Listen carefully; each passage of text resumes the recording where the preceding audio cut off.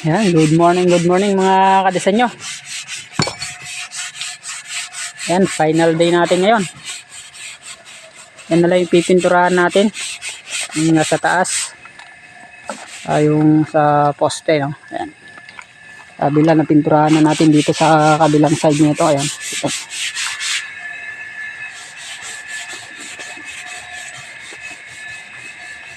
So, yun na lang sa harap ang pipinturahan natin. So ngayong araw ay makakauwi na rin tayo at matatapos na rin to.